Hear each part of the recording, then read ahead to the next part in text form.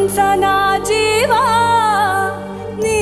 ನುಡಿಸಿ ಆಡಕ ಢಮರು ಆಗ್ಯಾವ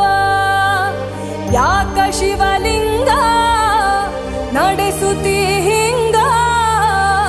ಏನೇನೂ ಇಲ್ಲಯ್ಯ ನಮ್ಮ ಕೈಯಾಗ ಎಡವಿಸಿ ತಾಳ